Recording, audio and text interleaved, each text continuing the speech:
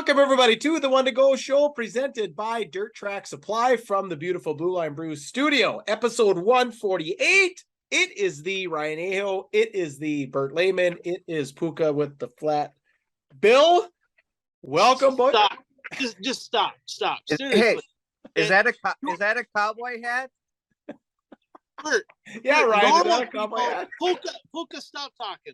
All right, Bert, normal people, when they wear a hat, they're doing this, right?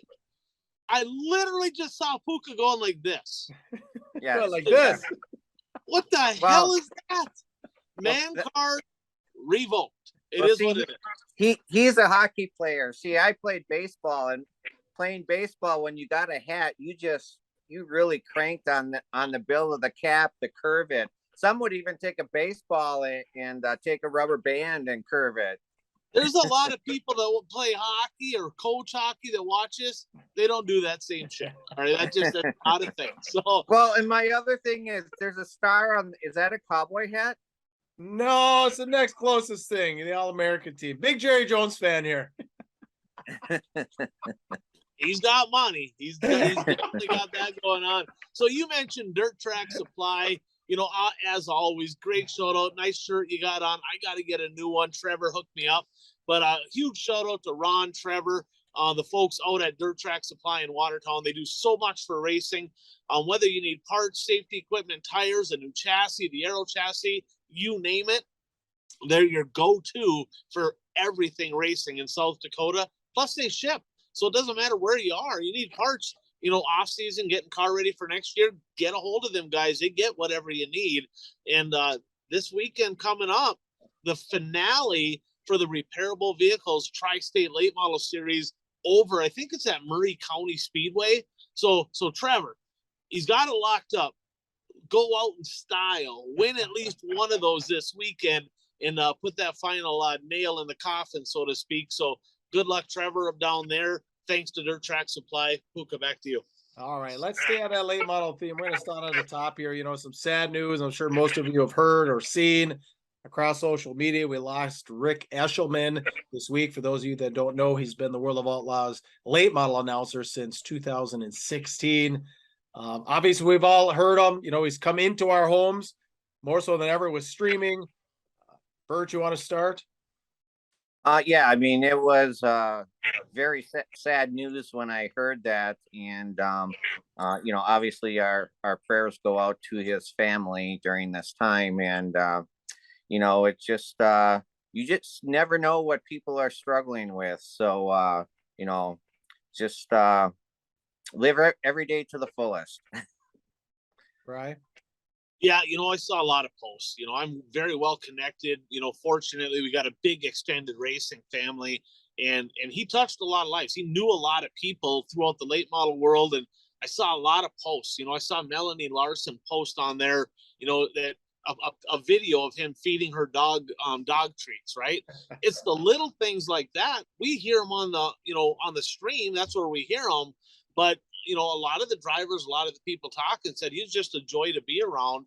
Never had the liberty of meeting him in person, but man, it's definitely a sad deal. And Bert's exactly right. I mean, everybody's struggling with something. I don't want to speculate. I don't know what happened. If it was, you know, depression deal, or maybe his terminal was something. I don't know. I have no idea. But that just makes a person think, you know, everybody is going through something.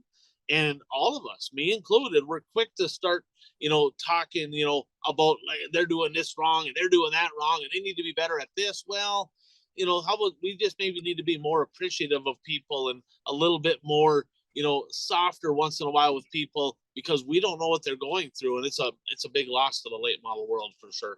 Yeah, gratitude's the word. Now, if you want to get to know Rick a little bit better, I did interview him at the USA Nationals in 2021. It's up on our YouTube channel. You have to go back to about November or December of 2021. We played that during the offseason a little bit, so you can catch that interview there. Of course, hit the like button right now. We'd appreciate that. Time to move on. Oh, go ahead. I just have one more comment. You know, obviously, you know, he's well known for his announcing, but one of the things that I remember him for is during the, you know, because the World of Outlaws came to Shawano Speedway for like 10 years in a row. And during the intermission, he'd always have, you know, to to use up some time, they'd always do games and stuff with the kids. They'd have remember they'd do the strongman contest where they'd have to hold the 2 boxes. Yeah, and that stuff was like under the that. Craftsman series. Yeah, they had Yeah, that. and so just his interaction with the kids and the fans, I'll remember that too. Well, and I learned in an interview with him, his start in the announcing booth was actually in Grand Forks. He was the Grand Forks River Cities announcer for many years before he got on the road with the World of Outlaws. So rest in peace, Rick Eshelman. We'll move on to a blast from the past, of course, brought to you by Impact Health Sharing. It's coming up, Ryan. It's almost that time of year. It is. Open enrollment is basically here. I mean, it's literally within weeks, I guess. I mean, this is a time you're starting to get healthcare planned for the 2023 year. Get a hold of me if you're paying too much. I've been saving people a ton of money. I have a great product. Be super happy to get anybody a quick quote, get you some information. If it's a good fit for you, glad to help you out. Maybe you'll have more money to spend on racing in 2023. All right, episode 148. Do either of you have a 148? It'd be a tough one. No. I have some 48s, but no 148. But Bert, let's start with you. Who do you have for 48? Well, I have 2 Eastern 48s, and I think I have a Western 48. Ooh. But from the Eastern side, first I'll start with Robbie Moss, who is currently the flagman at Channel Speedway. But he raced in the sportsman division at Channel Speedway in the 1990s, and he has at least 2 track championships, if not 3 in that division. And he also raced a little bit in the WISSOTA late model division, maybe 1 year, 2 years at the most. So that's one of the 48s. The other 48 is Mike Schmidt, who raced in the sportsman division at Channel Speedway in the 1990s, as well as the modified division. Unfortunately, he passed away on Friday. He lost his battle with cancer. So I guess it's fitting that we're at number 48 for this show, so we could remember him a little bit. Wow. Bert, is he related to any of the Schmidts that race there now? He's related to Bob Schmidt, who used to race in the sportsman division, and I don't think he's related to Jaden, but I'm not positive on that.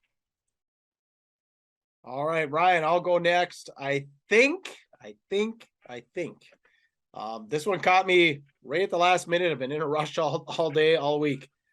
But Donnie and Craig Brightbill, Cedar Lake, the wild child. There you go. Craig was the wild child. Don was the dad, right? Craig was the kid. Modified drivers. I believe both of them, at least Craig, had a stint with the wing modifieds down there. They both ran wing modifieds, and did you know that Craig? I'm not sure about Don, but did you know Craig also had a stint in a late model? No, I did not. Don't remember that. Well, I believe the father raced a late model for a little bit too.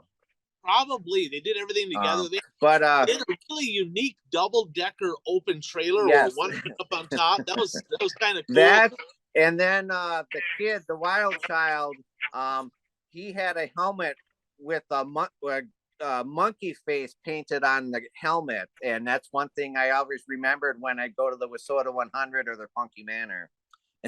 Awesome. All right, so I got it. You did. He was Buzzy Adams before Buzzy Adams was even was. That guy right there. I remember the wild child at Cedar Lake, Menominee, just sparking the high side, ripping the lip, and he was on the pump modifieds, obviously in the wing mods, and a little bit. I don't remember much of the late models. I know he ran one, but he that was a guy right there that would bang the boards and hustle the high side better than anybody for a very long time. So that's a good one there, Puka. Well done. Yeah, so who do you got? Puka, quick quiz for you. All right. Family member of some friends of the show here, right? Hibbing, 6-cylinder, Mopar, the old CUDA. We talked about this just a little while back. Dean Niska. Oh, yeah, the Niska. Okay. Yep. Niska started with that 48, right? And then switched it over. Tim went to 11. Dean Niska drove the 48. Got a couple pictures of them here. But of course, that's Jeff, Keith, right? That's their uncle. That's their uncles. So kind of the Niska family, they've been around racing for a long time up in the Northland. So we can't leave them out for sure. Another one I have, super stock guy out from South Dakota, got to know him. I guess in the early 2000s, pretty good buddy of mine, saw his dad over at the Casino Speedway, Ben Paul. He actually, his dad ran a modified for a while, but Ben Paul was actually pretty sporty for a handful of years there, winning some races. And he actually made several trips over to Wisconsin and Minnesota because he was winning over there. So he wanted to come kind of like Trevor Nelson, come race against the Minnesota guys, and ran pretty well. So Ben Paul, a kid I remember, had some heart issues, unfortunately, no longer racing just because of health stuff. So hopefully someday we can get him back behind the wheel.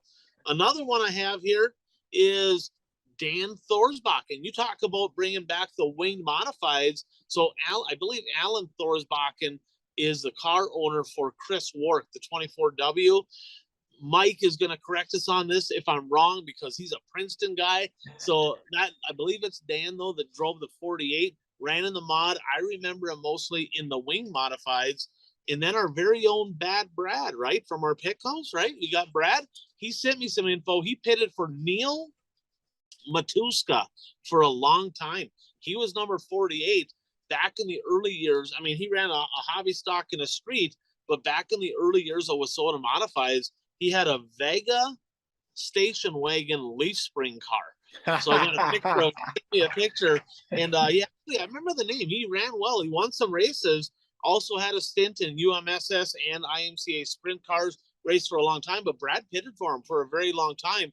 That's how Brad got involved with racing in the first place. So we'll blame Neil for that one. And then another late model guy ran supers and late models. Mostly I remember him at the Cedar Lake Speedway. But do you guys remember Gary Bolander?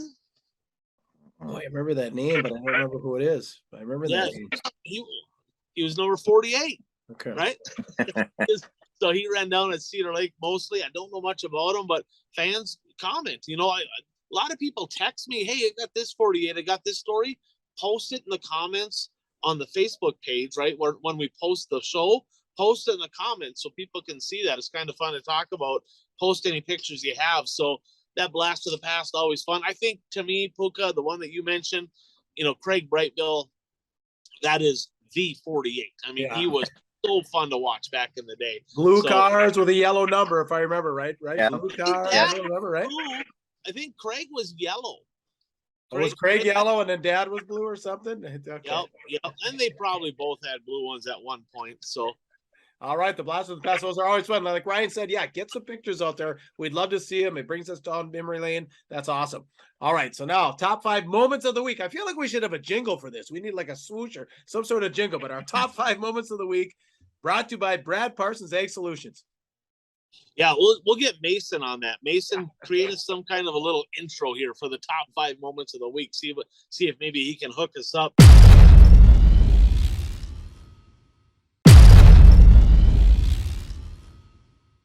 That's Mason Aaron's videos. Thanks to him. But number 5, Hermantown Hammer. I mean, he put the final nail in the coffin of the 2022 season with a dominant win over at the Red Clay Classic this past weekend in the late model. Guys, he's every single weekend during invitational season, he's either been in the top 2 with one or both cars. Last week, a pair of seconds. I mean, this might be the best postseason Darrell Nelson's had in a very long time. I mean, he was an absolute force. So super cool. Also, happy birthday to his dad, Billy Nelson. I think it's his birthday today, Monday. We're doing the show. I saw on there on Facebook that it's his birthday. A legend, Billy Nelson, happy birthday. But Darrell Nelson just keeps on getting. I think he's done for the year though.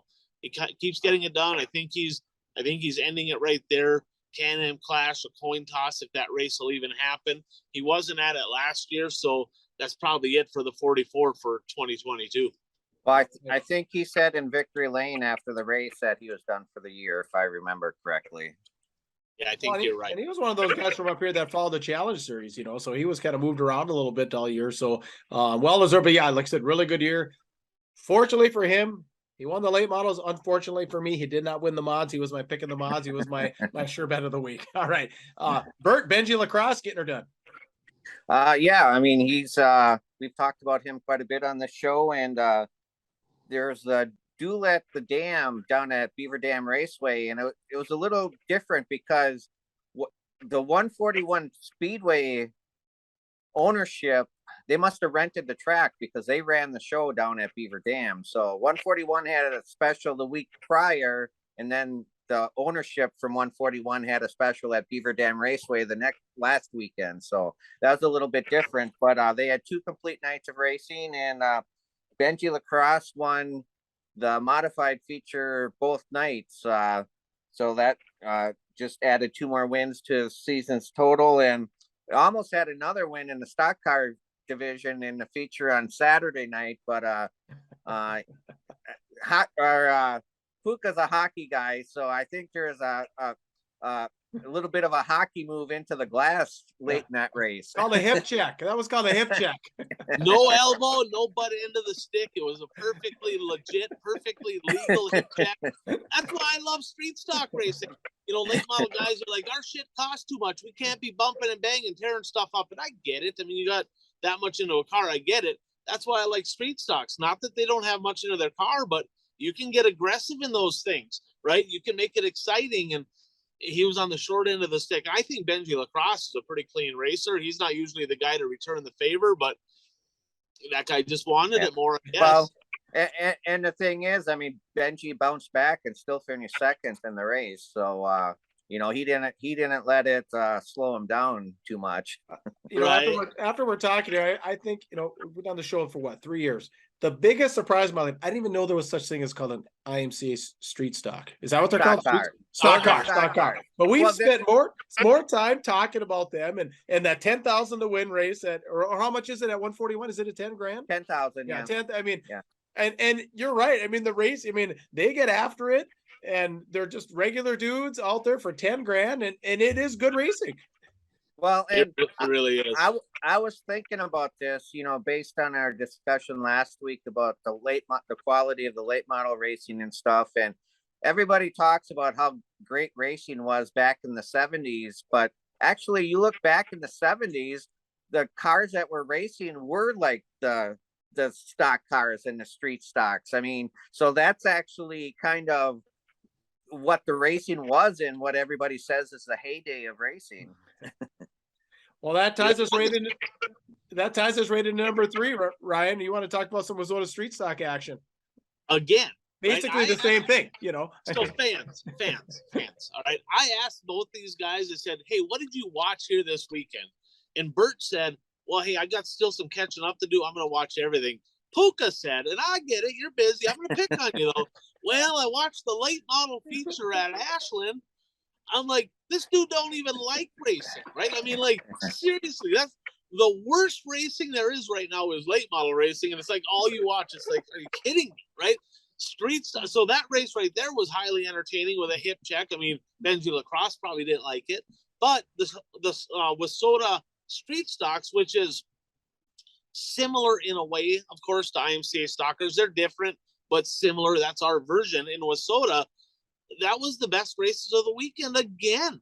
I mean, I'll get into the mod race in a little bit, but that one was really good. So night number, over at Madison on night number 1, there was the track was a lockdown deal. It really was. It was kind of a momentum up. We're on a lane off the top. They're just rolling because a lot of cars, it went really late.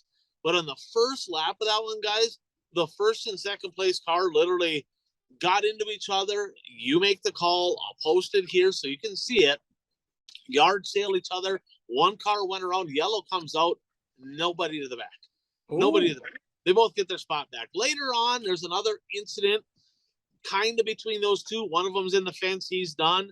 And then the leader later, or actually Braden Brower won that race. Super patient. Worked his way up there. Just calculated himself all the way up into there. Every time somebody moved down, he'd drive around them.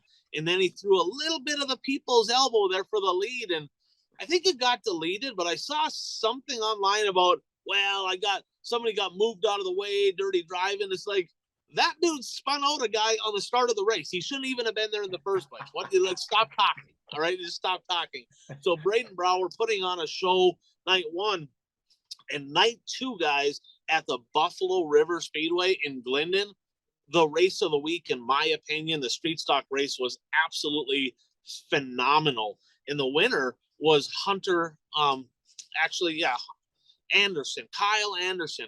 Hunter Carter got second, and they could have put a blanket over the top 4 for a long time in that race. It was highly entertaining, and it was a photo finish at the line. Excellent racetrack over at Buffalo River. But again, and we say this every week, street stock racing providing the best racing as far as entertainment value goes. So that's number 3. All right. Number 2, the TPO. Tyler Peterson gets number 30, and that's a big deal, right? That's kind of like that.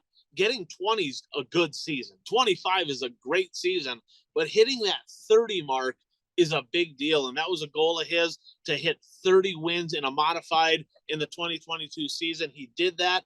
Night number 1, he started back, I think 4th, 5th row, drove to the front, got it done.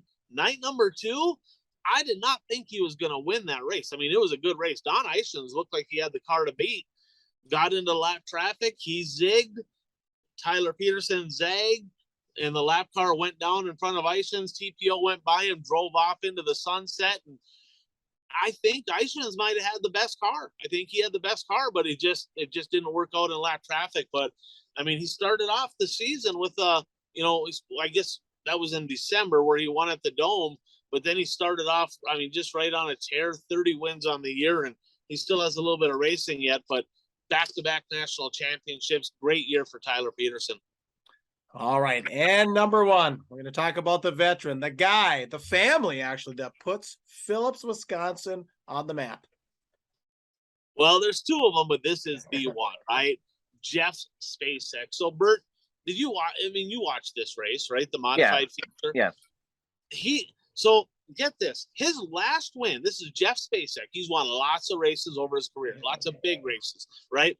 His last win, August 10th, according to my Race Pass stats, might be something missing if it wasn't on there, August 10th of 2019. That's over 3 years ago, right? Since his last win. And he wins the Red Clay Classic, his hometown invitational. Now, let's be completely honest. If I said this guy ain't won in 3 years, he started on the front row, he won, what's the first thing that's going to come to mind? One lane. Hell, he curb stomped him. He flat out dominated that race, and he had good cars.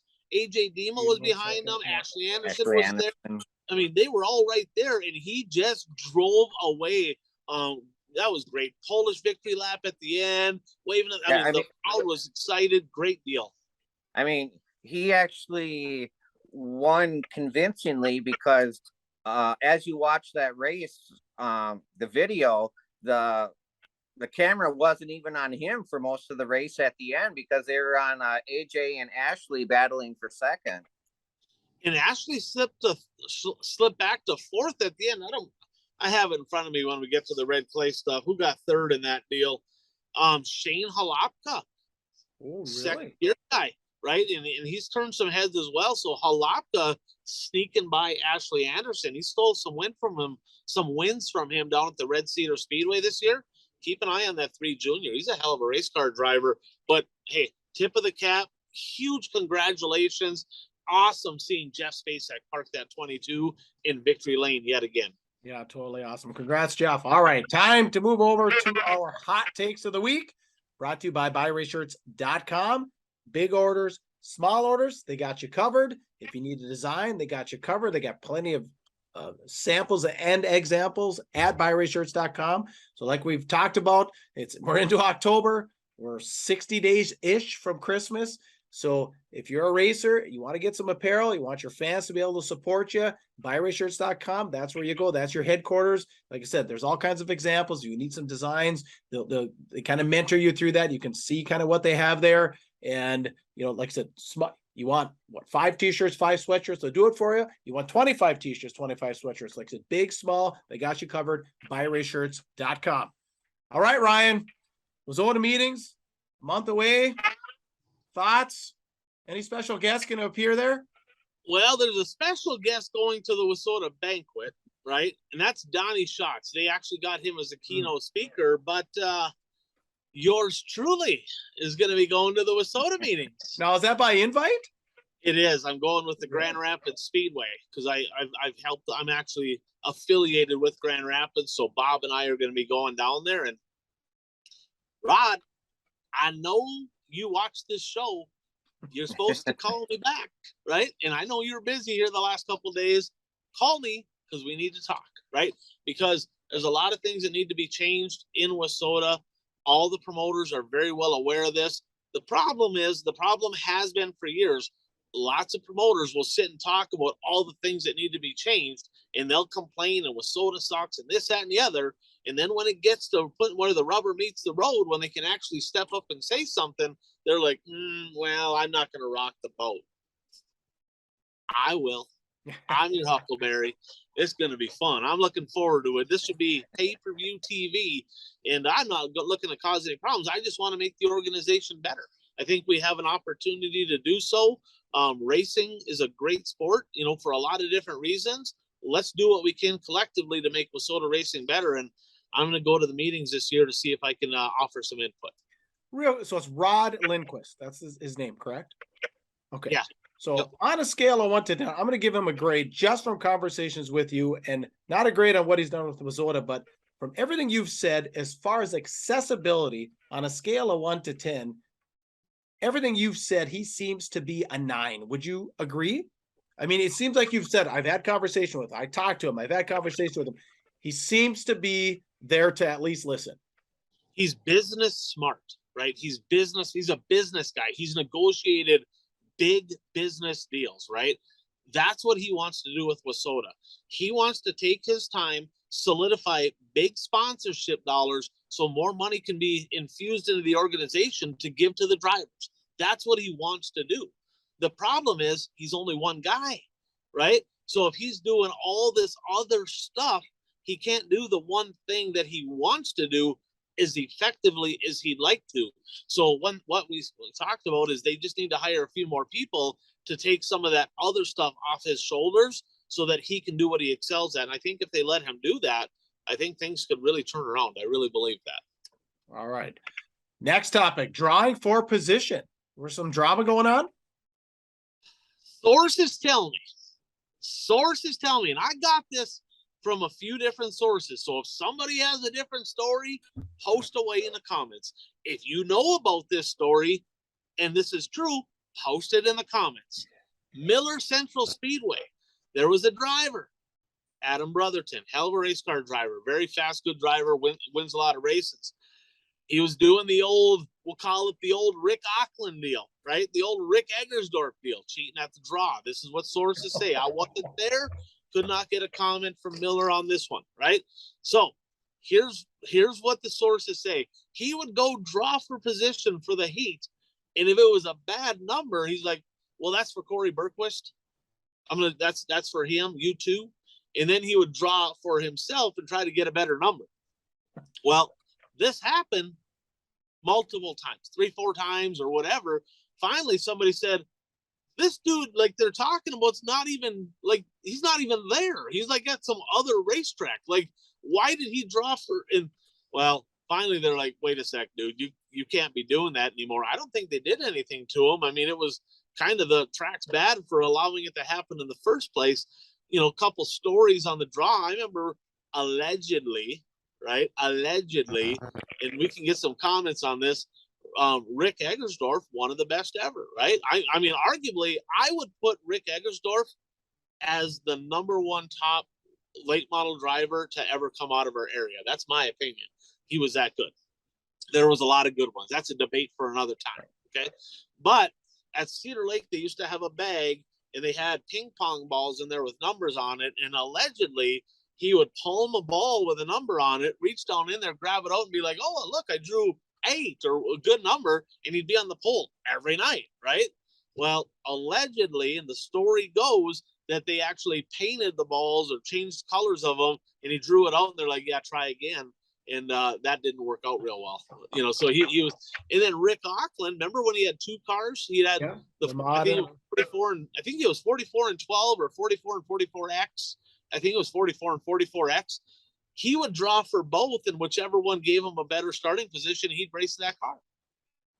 You know, so there's a solution to this whole deal, right? How do you eliminate cheating in the draw in a heat race? Okay, that's where you do the different draw, the resetting number 1, right? So all you have to do, this is super easy. They can cheat all they want, draw 1 through 100, but at the pit meeting, have a bag with 100 numbers, have somebody come up, draw a number out of it, random person.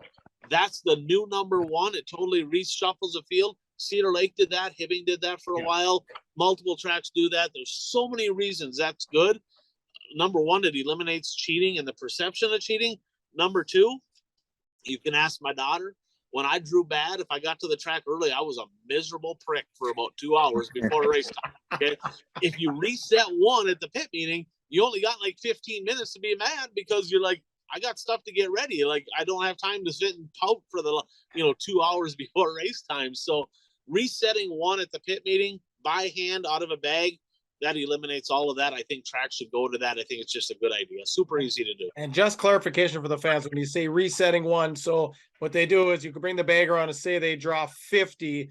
50 is the new number 1. 52 would be number 2. 53. So that's what he's talking about there. I didn't even know about that until Labor Day this year. They were talking about, or it might have been the XR race. One of the two. Shawano Speedway used to do that way back in the 90s, I believe already. They would reset it. But the only problem was when they reset it, they didn't draw the resetting number in front of anybody else. So there was always questions as to whether that was actually the correct number that reset. Always drama. I gotta come to confession, guys. I gotta come to this confession. Is big. So I may have skirted around the rules a couple times myself, right? Because I saw, I'll just say, a Proctor driver that was very, very good. I saw his crew, rolling the bingo balls where they had the slot, and several would come out at one time, and they would like draw. So like 3 came out, and then they'd grab the smallest number and be like, "Here's what I drew," and they'd be like, "Oh, okay," and I'd be like, "What?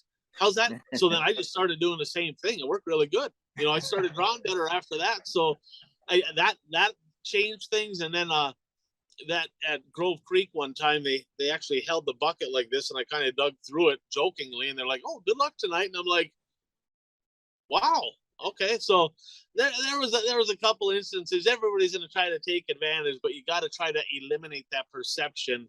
And I think resetting 1 is the way to do that for sure. And real quick on that Rick Eggensdorf, that orange car with the fluorescent yellow number. Yeah, I don't think, and I hate to admit this because my friend Derek Cabardi, my college roommate, we used to go round and round Nesbitt, Eggensdorf, and I hate to admit this, but I don't think I've ever seen a late model with more feature win stickers on it than that car at one point. I mean, it was flush with them. I think he had it for a couple. This is like 90, 91, 92, somewhere in there. I mean, it was amazing. Yeah, he was the man. Nesbitt was good too. Let's just be honest. But Rick Eggensdorf, he's my 1, even though he stole one from me. My pit guy Jim says that if he looks at it, I still won that race. But that Tony Stewart night, he beat me by like 2 inches at the line.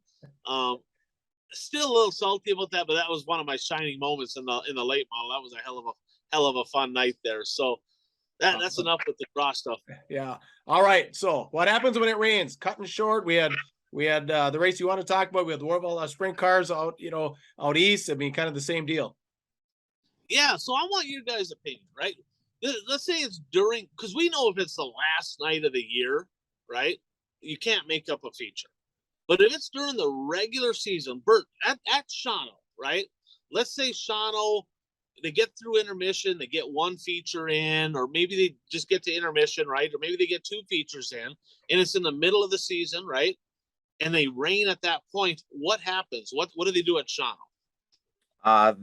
That it's deemed a complete show. As long as you get all the heat races in, it's deemed a complete show, and the fans don't get their money back. And do they run features? What's that? Do they run makeup features the next week? No, I mean, they have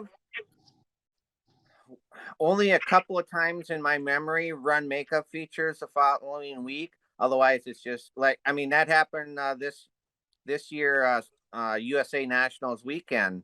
The races at Shawano Speedway got rained out after the first feature, and so it was just deemed a complete show, and no makeup features in the future. Do they split the purse for the drivers then? Yes, they split the purse for the drivers then. Okay. For those that didn't race in the feature, that didn't get to race their feature yet.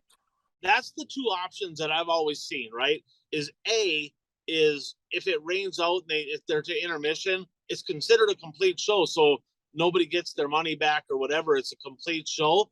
But like all of our tracks, they've always ran makeup features. So like the following week, they'd run double features. Happens all the time. We see it all the time. If it's the end of the year or something like that, or a big special where there's a lot of out-of-towners coming and they can't reschedule it, then they take whatever the prize money was for that feature, divide it out by the number of drivers, everybody gets an equal amount. Puka, Yeah. what's your how do you think that should be handled? It's tough. I kind of like you just said, that splitting up, I guess. I mean, it's like I said, that World of Outlaw race, where were they? Williams Grove, right? Port Royal this week. Williams Grove. And I mean, this is a little bit different, but there were drivers that did not want to take that green. It started to rain. They graded the track. They went out. Of course, Lance Deweese ends up winning that race, only 10 laps after what was that, Brett Marks that went through the billboard. Yeah. Although he said it had nothing to do with the weather, he said he just got too high on the cushion. But so some drivers after the race were like, no, I think the track was fine.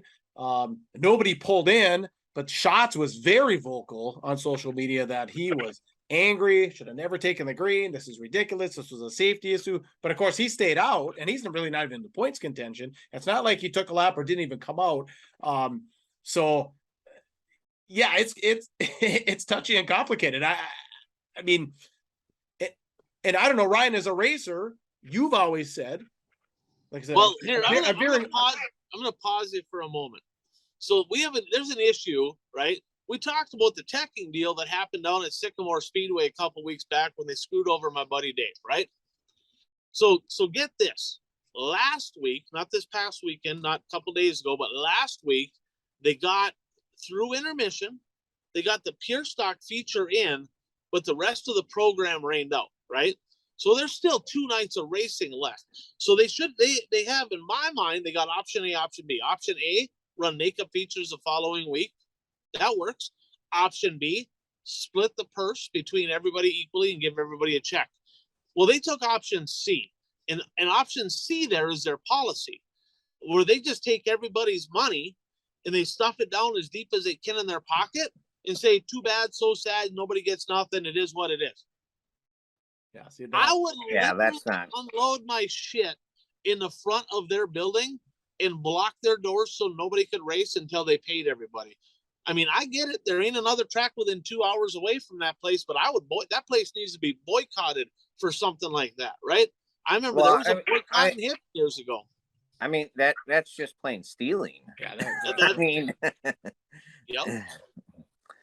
Yeah, that's a bit ridiculous. When I heard that, I'm like, you're kidding me. Like, they didn't even let them in free the next week. Nothing, right? It's just like, well, it is what it is. Complete show. We'll just go ahead and keep everybody's money. Nobody's getting paid, not making anything up. And they've done that multiple times. And you can get away with stuff like that when there's not another racetrack within 2 hours in any direction of you. You can treat drivers however you want, because if they want to race, it's like, well, you're either going to come here or you're going to travel 2 hours. Yeah. That's just, yeah, you're right. I consider, Bert, what you said, that's spot on. That's stealing. And quite honestly, I think that they need to be held accountable for that. So Sycamore Speedway, Donkey Award. There it is. There's a donkey award again. Sycamore Speedway. They're getting pretty popular, but I think that it's kind of a coin toss, right? I remember we had the Governor's Cup for a few years in Hibbing. Yep. We had, I think it was $5,000 to win modified race, and there's a lot of cars there, and it rained out. And I'm like, let's reschedule this thing. I was starting second row, $5,000 to win. I'm like, let's go. And they just decided we're going to take the whole purse, split it up evenly. And I was mad because I started second row. Had I started 10th row, it would have been like bonus, right?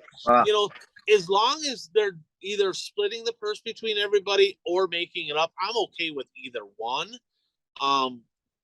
During the regular season, I'd rather see it made up because there's points involved, you know, but I'm okay with either one, just not pocketing the money like Sycamore.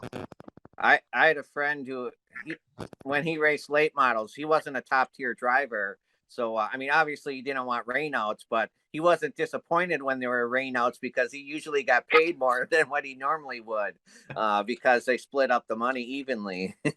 Right. I've heard that. I've heard that from a few people myself, but not option A or B is both good. Option C, terrible. Can't have that. Yeah. You're not getting any goodwill with the drivers doing that. All right. Any more hot takes? Either of you? Nope. All right. So fans, that was some 3 really great hot takes. Want to hear your opinion? Please post it down there in the comments. All right. So we're going to go through some recapping of the weekend's events brought to you, as always, by our friends over at Blue Line Brews. Here it is. Like we said last week, cold nights, cold mornings are coming. It's time for some hot brew right here. Blue Line Brews is your ticket. BlueLineBrews.com. Save 15 is the promo code. Save 15% on your total order. 10% of profits go back to families of fallen or injured officers. So a really good cause, really good coffee, really cool mugs. We also got the K cups right here. And then to pay attention to the logo, like I said, you can find us in stores in some select stores around Ashland, the Twin Ports, Bemidji area, the Iron Range. So you can get your brew on that way too. So BlueLineBrews.com, save 15, promo code, save 15% on your entire order. All right. Start at the top, ABC Raceway, Red Clay Classic. Yeah, I mean, Puka, you watch the late models, so we'll let you touch on that because I'll just start with this. The track is pretty darn good.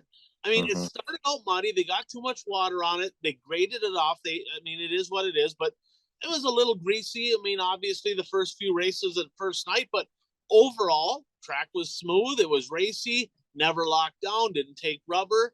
I think it was a pretty good race, including your late models. That was 50 laps, you know. So what was your thought on the late model feature? Well, the big thing that stands out is, and like I said, yeah, I mean, does Ashland at the red clay, does it ever really lock down with the cold temperatures? It does, because remember, Derek Vessel had 1-1 and he got out of the rubber a couple and years then Jesse ago. Glenn's one. Okay, so that's what I was gonna say. So Derek Vessel. Sorry. Yeah, when I talk about Derek, because I call it the putt motor. He's got the crate motor, but he was all over Pat Dorr towards the end of that race. Now then, Dorr ended up getting away from him, but that was kind of, for me, kind of watching that, like, is he going to get him? I mean, Dorr obviously top of the line stuff, and then here comes Derek with this. I call it the putt motor, and he's right on it. But then once Dorr felt some pressure, he did pull away from him. But pretty dominating performance by Daryl Nelson. Let me ask you this question: on lap 5, who did you think was winning that race? Is that when Dorr made that big move into 3? Pat Dorr was pushing Daryl Nelson around the racetrack at the beginning of that race. I'm like, his shit's bolted. He's going by Daryl. This deal is over. There is no way. And then Daryl got a little faster. Pat Dorr faded a little bit, but early on, I thought Dorr was going to win that deal. Yeah, and then Mars had a good run to make it to what, 3rd or 4th or 5th? Well, so I'll let Bert touch on second. We'll let Bert do that. Yeah, Eastern Boy got the second. Nick Avalink got second. He usually runs well at that race. I mean, he won it in the past, so seeing him running with the top cars wasn't a surprise. Yeah, he drove around Dorr, Yeah. and kind of gapped him. Really, kind of was closing a little bit for a while in lap traffic, and then he kind of faded the last couple of laps. But Derek Vessel and Jimmy Mars both started 5th row, 9th and 10th. Derek got 9th. Jimmy Mars got 5th. So Derek, who kind of struggled most of the year between Labor Day and this weekend here at the Red Clay, I think he's starting to get that MB figured out. Awesome. Yeah. Like I said, he was strong there for a while with Dorr, and then, like I said, Dorr put some distance on him and he faded a little bit. Chad Mater all by himself. Did you see that spin? I did, and he had a hell of a weekend the week before, but you can go from hero to zero really, really fast. What do you think that was? I mean, it was just, he was all by. I mean, a guy like that, a veteran, I was very, very surprised. And I watched it a couple times, like nobody touched him. You know, I don't know. Did he have a tire go down? Do you think he broke something? No, I think he continued. He continued. Yeah, he did. Now, a couple other things in the late model. Jody Belfi was in the top 3, and he broke something in the steering. Yep, they say get on the record. He said, "Yep." Yep. So I mean, that he was looking good, but you know who else looked really good? And I don't remember where he finished. I think it was like 6th, 7th, somewhere in there. Dave Flynn. And so Dave Flynn was in the top 5, all 3 nights down at the Legendary. And then this weekend here, you know, inside the top 10, right around that 7th area. So Flynn may be starting to get that 29 car figured out for the 2023 season. He said he learned a lot this year, so we'll see if maybe he can turn things around. Now, Puka, that's all you watched. I get it. Go ahead. You can just chime in. You can listen, but you can hear all about the show. Bert, you watched the rest of the features. You know, why don't you give us a little bit of your thoughts here on what, and start with the mods, go to the supers, go to the Midwest mods, and touch on what you got. Well, we kind of touched on the mods already. You know, it was a big win for Spacek. And for our picking, I wanted to pick Demo, but I just couldn't. Now I wish I would have picked Demo. But yeah, he had a strong run in second. But I mean, it was good racing. There were multiple grooves, and so that was good racing. Super stocks, I mean, we know who won that one. But the story in the supers, right? The story in the supers wasn't Sobraski. He started in the front 2 rows. He drove away, right? The story to me, Colt Chernosky, making the trip down from Thunder Bay, didn't win anything down in the States in the super, right? But he was undefeated at home. Guys, he started 8th, got 2nd. He drove right around the outside of Spacek and everybody, and kind of looked like he was as fast as Sobraski was at the end of that race. So Colt Chernosky looking really good in that 33C. Awesome. Yeah, and then in the Midwest mod, it's still kind of weird seeing Tony Barr in a Midwest mod when, you know, you've seen him race late models in the past, and you've seen him race modifieds in the past. But, you know, put him in anything and he's going to win races. Did he win this race last year too? Midwest mods didn't race last year. They rated them up. Okay, it must have been a different race that I'm thinking of that he won last year. Year before. I think he won it the year before. Okay, maybe that's it. Yep. But yeah, he found victory lane again in the Midwest mods. But one thing that was, I can't remember who finished 3rd. Cody Carlson. Yeah, Cody Carlson. When they interviewed him after the race, because he finished 3rd, he questioned the scoring a little bit because he felt like he was in 2nd place when one of the cautions came out, and he said that may have cost him a chance to battle for the lead because he was starting on the inside instead of the outside where he was running. And so he kind of questioned the scoring. And actually during the race, the announcer was questioning the scoring at, you know, about that particular incident. And then the announcer goes, "Oh, scoring just confirmed that this is correct." So a little disagreement there, I guess. And then, well, and, you know, speaking of scoring, the announcer kind of questioned the scoring during the late model feature too, because I think it was Vessel's transponder wasn't working. So they were having problems getting him in the right spot. And then they went to restart the race, and the announcer goes, "I think we still have some cars out of place, but we're going green. We'll worry about that later." And I'm thinking, what do you mean you're going to worry about that later? You can't change it once the race restarts. They had all kinds of scoring issues, right? So did you catch what happened at the end with the bonus money put together? Did you catch that? No. So Finlander Corner, it must be a deal in Ashland. I'm not really sure. Obviously, super good people, right? Because Finlander Corner just is what it is. Great people.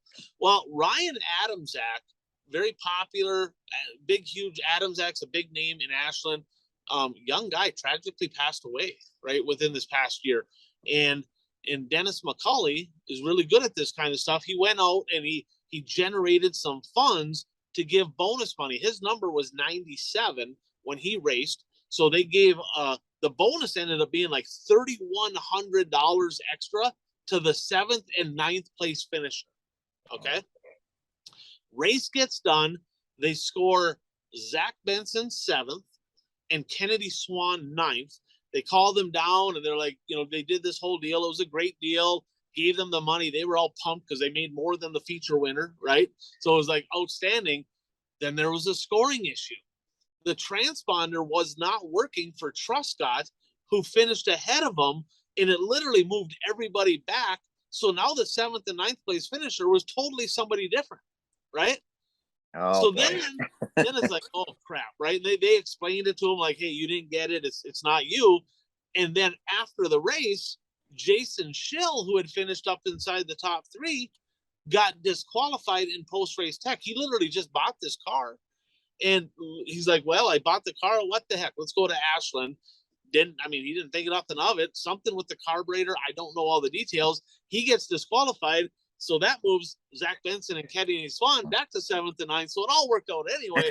But, you know, that's where you kind of wonder, right? With all the scoring issues they had, there was a lot of them with transponder stuff.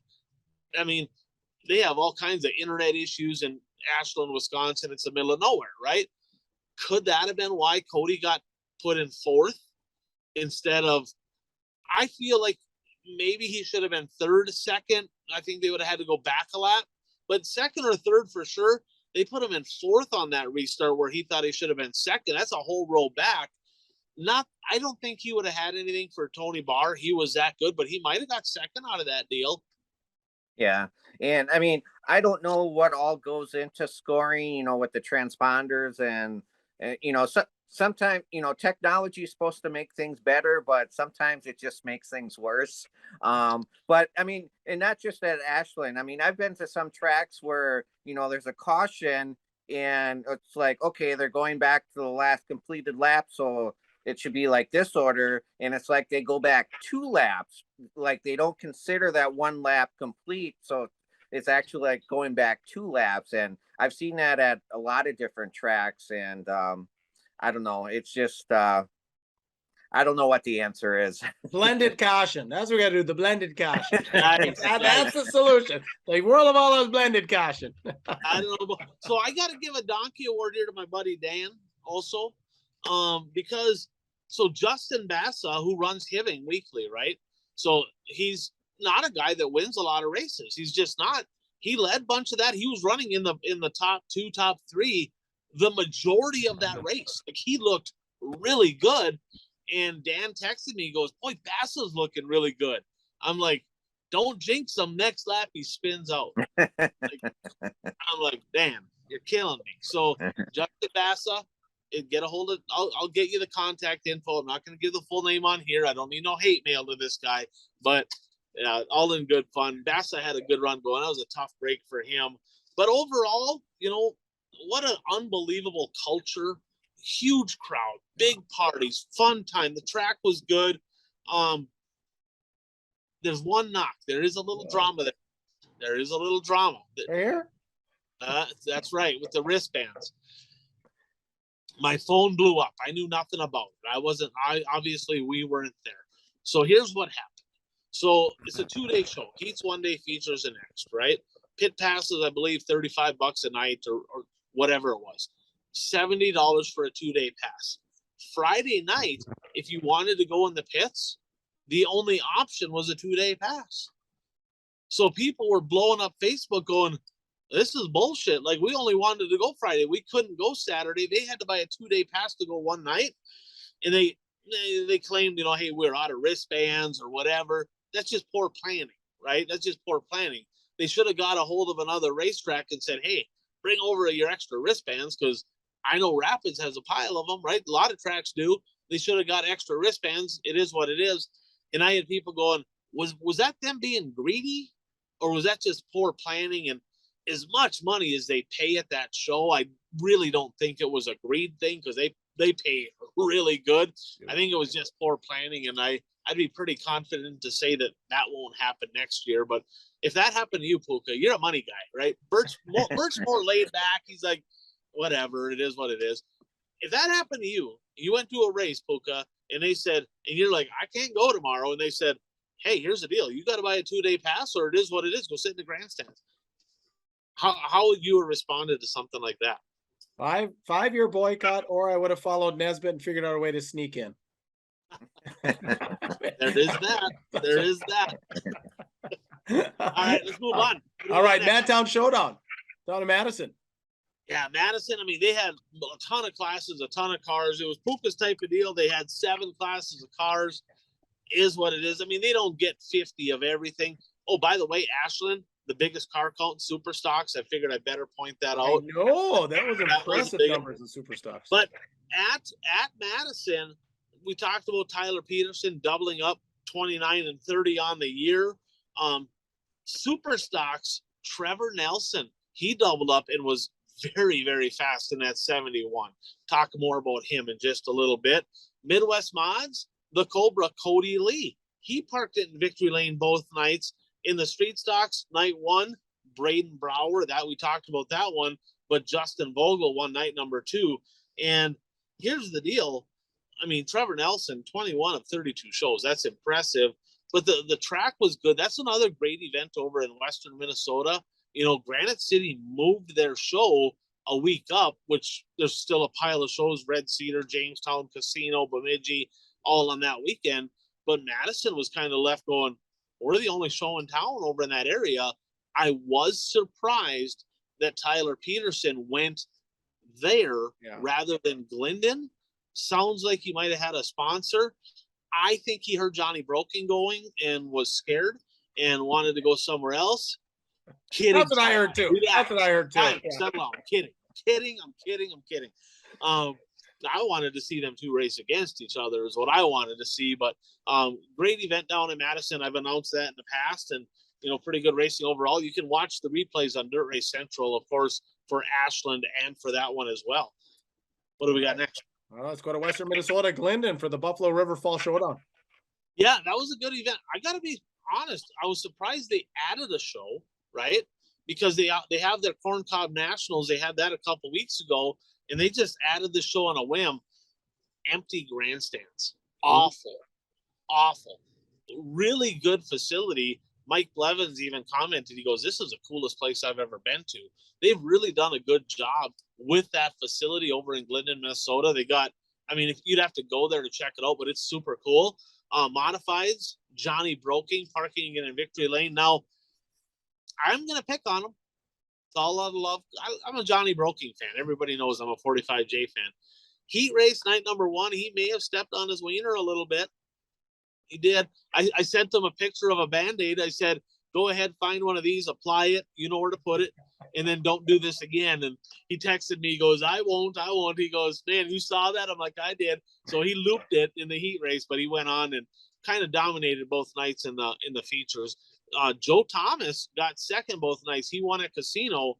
He's picking up some speed. That's Corky's kid. He's looking pretty impressive in that 6ST. Midwest Mods, Jory Berg, night 1. Night number 2, that was another excellent race between Aaron Blacklance and Justin Olson in the 169. Olson, a guy that's won a bunch up in Greenbush. Hats off to both of them. Great run there. But I want to give an extra shout out, guys, to Sam Blevins, youngster from Hibbing. He was on the podium. He finished 3rd on night number 2. He looked really racy too. He was really good in that 10 car. Looking forward to see what he has to offer coming up next year because he vastly improved throughout the season.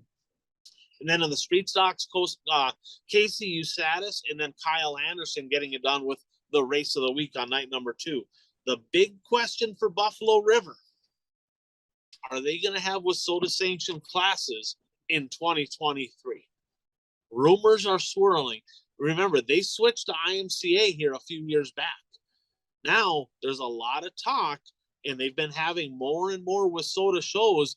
There is talk going around that you can maybe see a Midwest Mod, Street Stock, Sanction Weekly, sprinkling in some modified stuff. Be really, really cool to have Buffalo River back under the WISSOTA banner in 2023. Yeah, well, it's just nice that they're open. I think when we started the show, that was one of the earliest news items we had was they were closing. so I think they closed 1920, and then someone picked it up the year after COVID last year. Right. Yeah. Okay. Yep. Yeah. So it's good to see him racing, and it'd be nice if Wazota's been losing enough tracks. They don't need to lose anymore. It'd be nice to see him pick it up. All right, let's go north of the border, Victory Lane Speedway. They had a rescheduled event. They were supposed to run a week ago. Rain canceled it, which probably was a good thing because they were going to run against Thunder Bay, which was not a good thing. Pretty weak car counts, unfortunately. But Scott Greer, remember, he ran really good for a while at the sites. He looks sporty. He won the finale there. Rick Delane in the mods, Brandon Rehill. This cat won a pile of races. I don't exactly have the number in front of me. I feel it was over 10 though, maybe 14. Brandon Rehill with a very impressive season. Looking forward to seeing him more in 2023. Well, the sprints were out at Williams Grove. We touched on that just a little bit. Rain was kind of the big winner out there. Pennsylvania Posse. Wow. 10 laps. So I heard on a podcast that it was the shortest feature for the World of Outlaws sprint since 1993, somewhere in California. But yeah, 10 laps, 10 grand, $1,000 a lap. Lance DeWeese, Pennsylvania Posse. I did see his interview. It was all smiles, plenty happy. I mean, what a bargain for him. He was going to win anyway. He was going to win.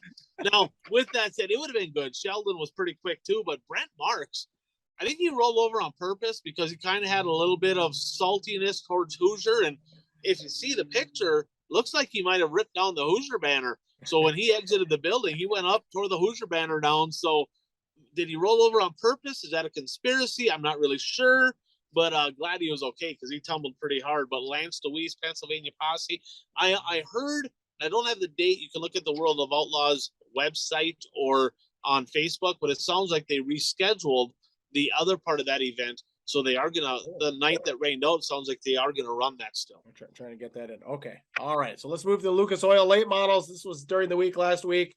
The rescheduled for Liberty Weekend. And this is not, I'm speaking correctly. It's not the Hillbilly 100. It's the Hillbilly 100. Hillbilly 100. So, but it was a great race. It was a potential race of the year candidate, they're saying.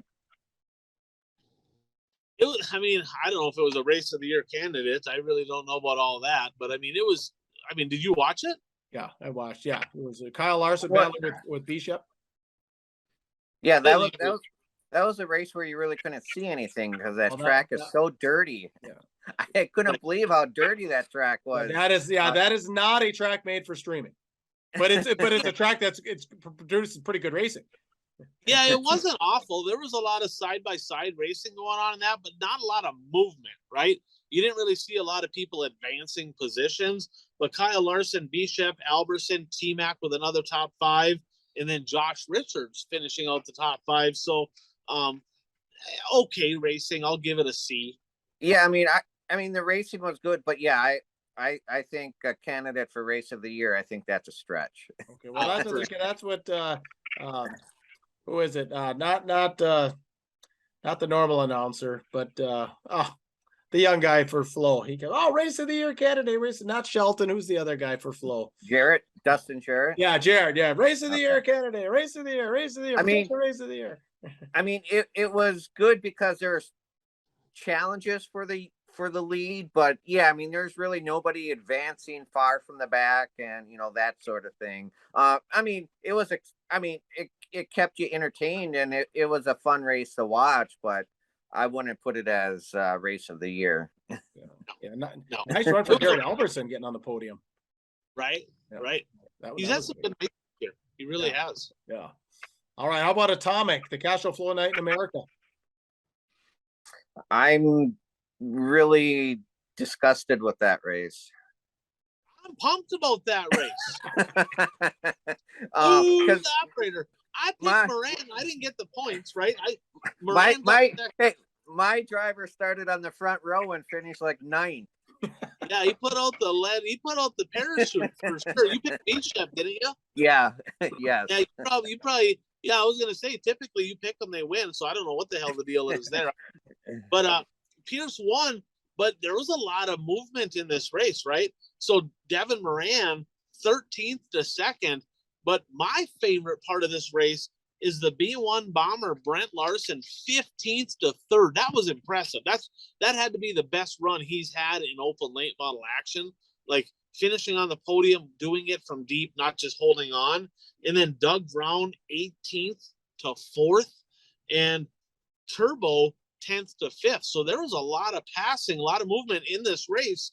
And Bobby Pierce was kind of the class of the field at the end. Moran never really got with them, but I thought that one was more entertaining. If you were talking race of the year, that was better than the other one, I think. Okay. Yeah. And I didn't see that one, but like I said, I was just going by what Dustin Jarrett said. I think what he was alluding to was Bishop pulled up alongside, actually probably passed Young Money a couple of times. It was on the back shooter, was coming out of 2, but Young Money would always get him when they came back to this, to the front stretch, to the scoring. And then Albertson was kind of ready to, for a while there, you could throw a blanket around him. But yeah, I believe I was at a Powder Puff football game. Nice. Instead of watching the atomic race. So sorry, fellas. All right. Needs to race against Turbo and Pierce more, because if he would have just thrown the haymaker on him, it would have been over. He would have won that race. Stop this old age. All right, Mandan, Casper, wrap us up. Yeah, we had a couple races here. So they had, I think it was called Oktoberfest over at Mandan Dakota Speedway. Hunter Damagala continued. He put the exclamation point on his season. Flat out dominated. Birthday boy from a couple days ago, Todd Carter, 1 spot short. He got second, 60 years young. I raced a lot of laps against him. The question is, with Mandan, was that their final WISSOTA event? Because rumors going around right now is they are possibly dropping WISSOTA street stocks, possibly bringing on IMCA stock cars. I've heard people saying that could be for next year. I heard it could be for the year after, but hopefully they stay with the WISSOTA streets, because they get a big field of cars there every week, and it provides excellent racing. Even though Damagala dominated most of the year, there was a lot of really good racing in that class. Casper, Wyoming, that could have been their last night for B mods. I was looking at the results, and it's typically WISSOTA Midwest mods, WISSOTA Mod 4s. They had WISSOTA Mod 4s, no WISSOTA Midwest mods on the results. They had X mods. So kind of wondering, maybe somebody knows something I don't know. Did they drop WISSOTA mods in Casper? And if so, are they going to a non-sanctioned X mod class? That would be a bummer. That'd be another track out west dropping a WISSOTA class. We can't be having that if we want WISSOTA to thrive. Absolutely. All right, fellas, time to move on to a little bit of who's hot, who's not. Bert, are you ready to go with who's hot? Yeah, I mean, I have a couple. You want me to go through all of them? Absolutely. Or no, I'll just do one. I'll just do the one from Eastern Wisconsin, and I'll fill in after yours if you don't say the other drivers. Got to go with Benji Lacrosse from Eastern Wisconsin. 2 modified feature wins to add to his total. A second place after the slap in the stock car feature. Yeah, I want to go with the aforementioned Daryl Nelson. Like I said, an excellent invitational season for him. Remains hot. Ryan? Yeah, Daryl's one of the best. I'm going to go with a 71 in the super stocks. I got to go with Trevor Nelson, because not only did he won the biggest event of the year for WISSOTA super stocks, winning the WISSOTA 100, holding off Shane Sabraski to do it. Then he went to the Madtown Showdown, was flat out dominant, come from deep. He actually, him and Dexton Cook both started back their ways night one, and Dexton, as good as he is, had nothing for the 71. So 21 wins in 32 races. Yeah, that's impressive. So Todd Good, Casino Speedway, I have a proposal for you. I know he doesn't want to sanction super stocks every week because they couldn't get the support, but they had the Triple Crown deal between Casino, Miller, and Aberdeen, where they had 4 or 5 weekends in there where they had a points deal. Add supers on those nights. Add them on those nights, right? Give Trevor Nelson an opportunity to race for that money as well. I know Stearns and Ames and them guys don't want to hear that because Trevor Nelson probably winning, but the fact is, if he had a Sunday track, or if Madison went back to Sundays, if he had a Sunday track, he would be in the conversation battling out the 7A for a national title. And I think that would be cool to see. Yeah, very impressive. All right, who's not, Bert? I'm going out of the box a little bit with this one, and I'm going to say Hurricane Ian because, I mean, first of all, thoughts and prayers to everybody who's dealing with all the hurricane damage, and hope everybody stays safe down there. But you know, the hurricane also took a big bite out of the racing scene last weekend. A lot of races got canceled. But of course, you know, racing is secondary to the safety of everybody down there.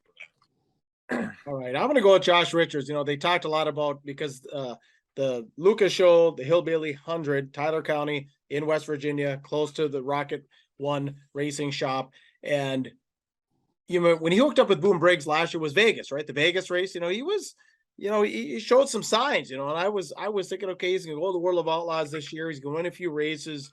You know, started out okay. And then, of course, he did have the injury, but, you know, he just can't seem to bag those victories. And like I said, he did have a podium that night, but of course that's his home track, you'd call it. And he's tested a lot there. You'd expect him to really run well. I'm a Josh Richards fan. I'm pulling for him, but you know, for the most part this year, kind of cold as ice. How about you, Ryan? I have two. The first one I'm a big fan of. I got accused of some things from one of the area legendary Hall of Famers, but Jesse Glenz. Jesse Glenz is, I mean, yeah, he won that race at Rapids. It was kind of locked down for the, well, not kind of, it was locked down for the late models. He just does not have that SSR late model figured out. Now, is there hope for him? Because Rick Nemi is fast. Rick Nemi should have won that fan pick'em deal. I saw that. Yeah. If it wasn't for the late restart. Yeah. He had the dominant car in that. Rick Nemi had a hell of a season. Now his car looks really good. Glenn's car don't even look good. I don't know what's wrong with it. It's awful, not competitive. Do you think he could be a factor in 2023 sticking with that SSR, or do you think they're still a ways away from being fast? No, I think he can. I mean, he got a really late start, right? I mean, he basically got out in August. Bert, was he at the Nationals? I don't think later than that.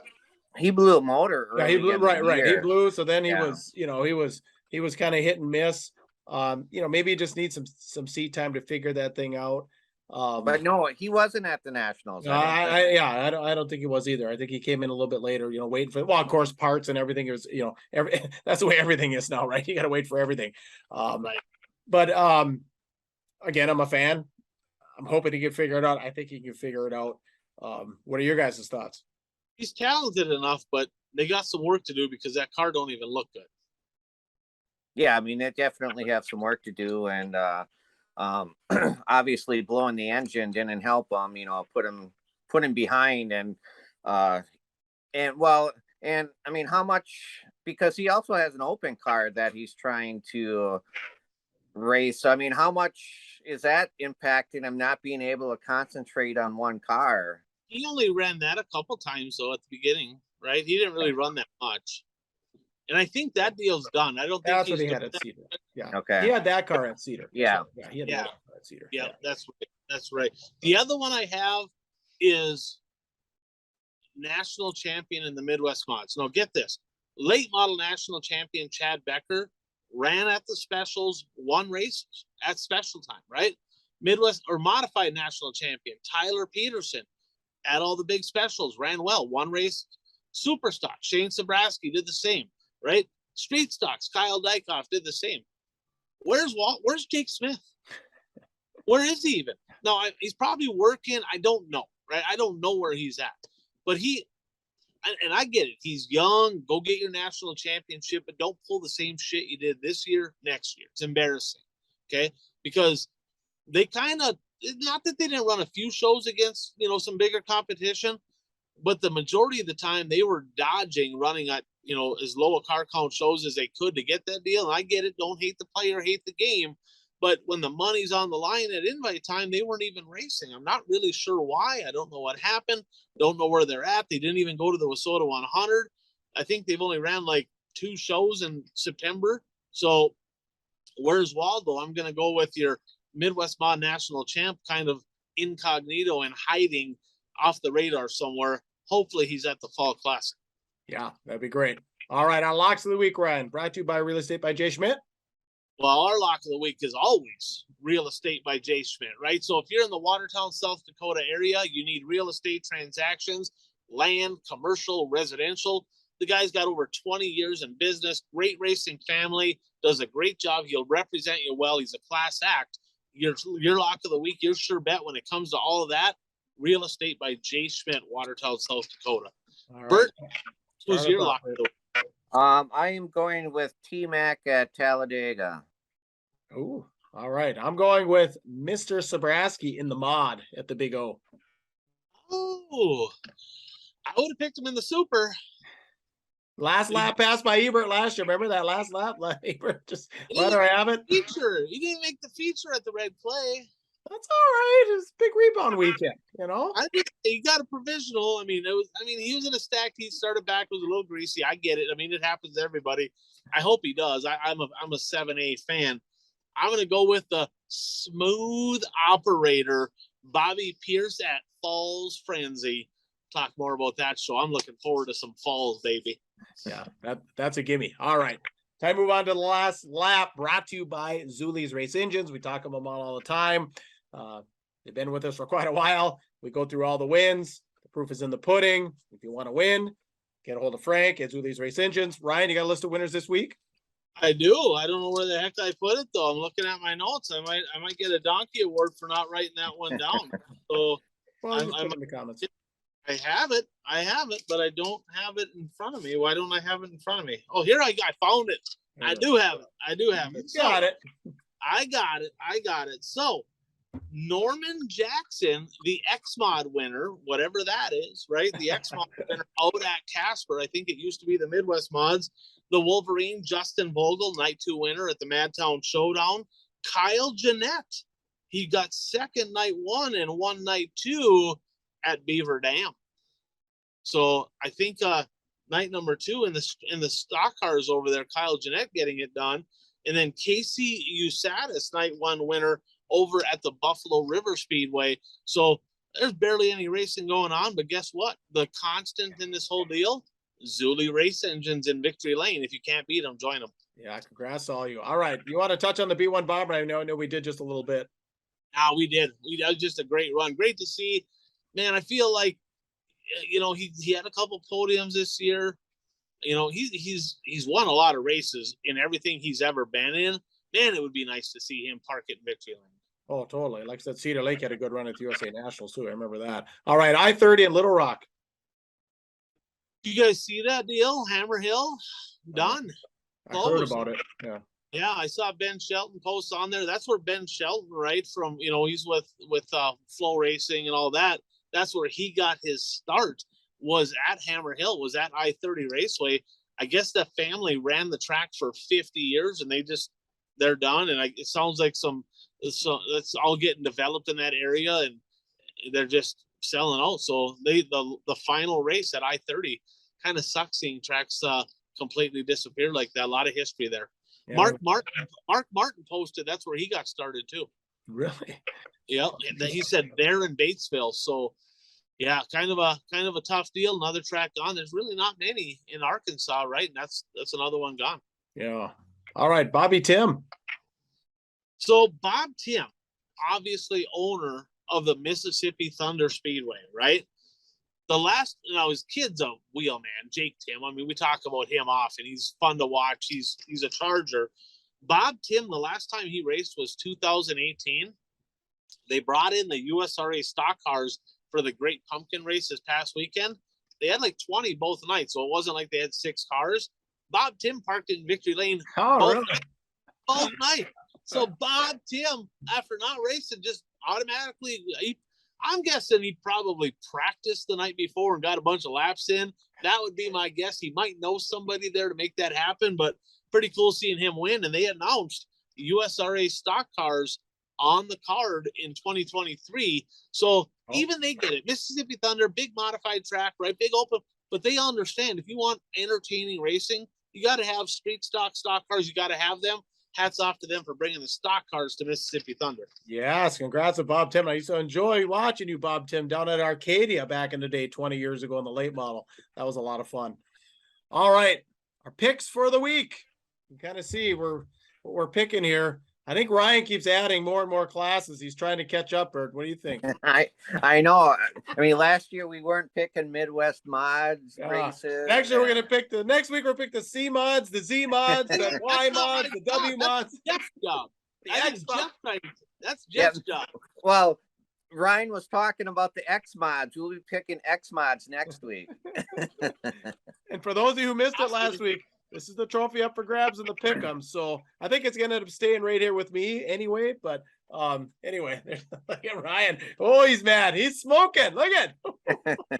I call bullshit on this whole deal. I think Bert's cheating. I'm not really sure, but I'm pretty sure. I don't even know how many I got right this last week, and I didn't have a very good week, I don't think. Yeah, Jeff never sent it, so we had to post it here. So if you're watching Puka, do you have it? I don't have it, so we'll have it posted by the time we get this all edited and stuff. But no, I do not. Donkey award to Jeff, our points guy, for not sending us talk about him. It's probably good because me and him aren't first and second anyway, so that's fine. All right, so we're kind of going to kind of close up here, but yeah, big weekend of racing. We got the Fall Classic at Oldby, the Frenzy at Falls, Flow Night in America from Tri-County, which is down in North Carolina. The Lucas Late Models at Talladega. The Woo Sprints are out in Port Royal, one of the best sprint car tracks in the country. And then there's Tri-State Late Models we talked about down at Murray County, which I believe is in northern Iowa. And our friend Trevor Anderson's going to be crowned the champion. So congratulations, Trevor. That's great. So what are y'all looking forward to? Well, I'm with Ryan on this one, the Fall Frenzy. This is one of the good things about streaming, is I've really come to love the racetrack at Falls, and I need to get there in person someday to see a racer in person. But I was looking at, when I was making my picks, I was looking at the schedules to see which drivers are going to be where. And Bobby Pierce is going down to North Carolina to race in that Flow race, and then he's driving all the way back to race at Falls. Yeah, I think he's in the points hunt with that. Yeah, right. Yeah, he's got to kind of do that. So, but yeah, Falls will be fun, But I Ogilvy too, and that, like you were saying, I got to get down there. I mean, it isn't that far for me. Seems to produce pretty good racing all the time, and they seem to be learning how to run a big show. You know what I mean? They don't, some tracks they host a big show, but they don't really run the big show well. But I think Ogilvy's really learning how to run that big show. And like I said, if you go back to Dirt Race Central and check out last year, Sobraski had that modified race in the bag, and that last lap, Ebert just came across the top and just beat him at the line in just a photo finish. It's a little bit cliche, but a photo finish. It was awesome. How about you, Ryan? What are you thinking? I'm going to go with Falls. I'm looking forward to Ogilvy, and that finish right there determined the national championship, right? And there was some hard feelings over that with people in the 7A camp, not Shane, but some people in the 7A camp were not happy with Ebert. So I think Shane would like to redeem himself, park in Victory Lane. That would be fun to watch, but I got to go with Falls. That is literally, they're going to have a big paying show for mods and for lates at this weekend. It's a Mars late model race, but I would have to think they're going to get a pretty darn good field of cars. I think it's 5 to win night 1, 15 to win on night 2. So it's pretty decent money, but highly entertaining racing in Fairbury. That's what I'm looking forward to. And before I forget, I talked about Billy Nelson, his birthday today. I think it was Slippery Dick's birthday yesterday. Really? Dick Crispin, 89? Yep. So I don't know how old he was. I'm not going to call him 89. I think he's around the same age as Billy. Not sure. Somebody can maybe post, but two legends, absolute legends in our area, Billy Nelson, Dick Crispin, Hall of Famers through and through, both of them birthdays, back-to-back days. Tip of the cap to two of the very best. And Ryan, your mother's birthday this week. You better give her a quick shout because I know she listens to the show. I better do that. I saved you. I just saved you. Donkey award. I get a donkey award. Now, with that said, I did go up and spend some time with mom, right, for her birthday. I did do that, right? So I didn't even ask for money or anything like I would have 20 years ago or 10 or who knows, right? But happy birthday to my mom, obviously. Next year, guys, her golden birthday next year. Golden birthday, yeah. So she's let's just say that she's going to be 71A. next year. Oh, there you go. That's the golden birthday right there for Mom. So, oh, I love it. All right. Anything else, boys? no, that's it. I'm just way out west in Colorado. Got to see some mountains today. Going to see some exciting racing. Always fun chatting with you two. Close it up. All right, awesome. So let us know where you're going this weekend. You'll post it in the comments. Like I said, comment on anything throughout the show. Share the show if you like it. We'd appreciate that. Give it a like. Of course, as always, merch and swag. Just get a hold of us. We can figure out a way to get it to you. Thank our great partners. You know, the people that help us do this show, that support the show, show us some support. Dirt Track Supply, Brad Parsons Soil and Egg Solutions, J. Schmidt Real Estate, Zuli's Race Engines, BuyRaceShirts.com, Impact Health Sharing, Blue Line Brews, Dirt Race Central, and Mason Aaron's Videos. If you want to get a hold of us privately without commenting, theonetogoshow@gmail.com. You can find us on Spotify, TikTok, Snapchat, Facebook, Rumble, and YouTube. For Ryan Aho, for Bert Lehman, I am Puka. Get out there and be your dream. You're tuned to The One to Go Show.